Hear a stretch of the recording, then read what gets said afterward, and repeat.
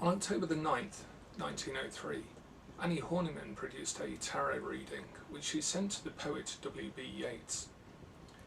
This was to inquire about the future of the Abbey Theatre, of which she was a significant patron.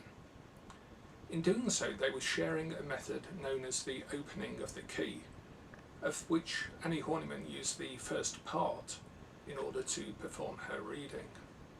In this sequence of videos, I'm going to show you how to produce the opening of the key reading. This is a Golden Dawn method.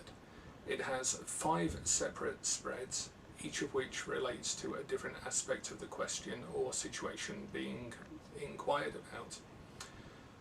It was first published by Aleister Crowley. He actually published it in the Equinox, his journal, after he'd fallen out with and fallen out of the Golden Dawn. So he actually produced it in the Equinox and gave the entire methodology. However, he didn't give the tarot cards themselves. These were written by and drawn by the members of the Golden Dawn. Don't forget, this was at least 7 years before Arthur Edward Waite and Pamela Colman Smith designed their deck.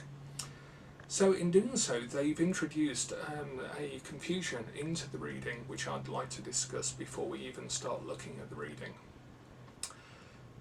The books that we're going to refer to, I'll also produce a handout for the sequence of videos, somewhat hard to get hold of. First of all, there's the Introduction to the Golden Dawn Tarot by Robert Wang, and of course his Golden Dawn tarot deck that accompanies this book. The Equinox version can be found online and also in a small booklet by Aleister Crowley called Tarot Divination. Crowley also reproduces it at the back of his own Book of Thoth, and this was somewhat late in 1954.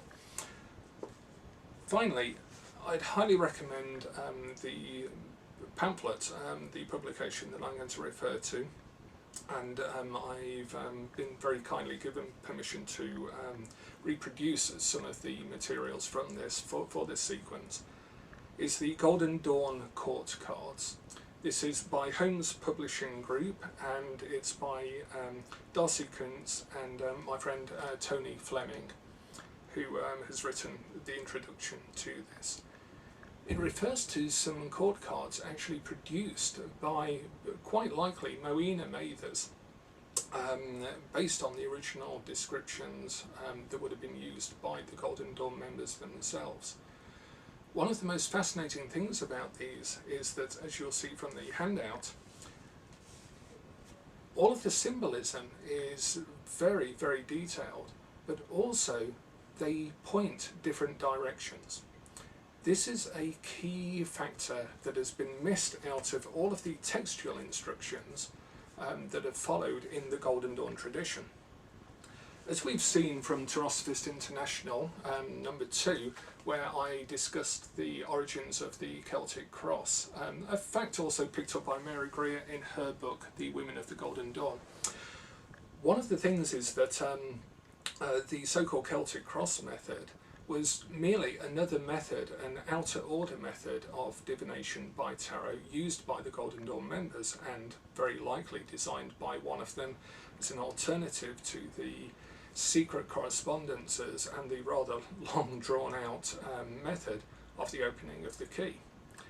Both of them require the court cards to face a particular direction, because the instructions in the original Celtic cross or other method of divination say that the cards to the left and right of the central significator card are to be determined as to their past or future meaning based on the way that the court card is facing.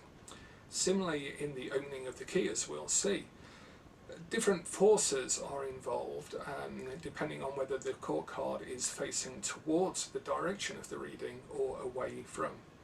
Therefore, it's important either to entirely forget those instructions if you're using, for example, Waite and Colman Smith's deck, or Crowley's deck, or any other deck for that matter. or to use a Golden Dawn type deck where the court cards definitively face to the left or to the right. So in a moment I'll put some JPEGs of the original court cards drawn by Moina Mathers, likely Moina Mathers, for you to take a look at so you can see which direction they're actually facing.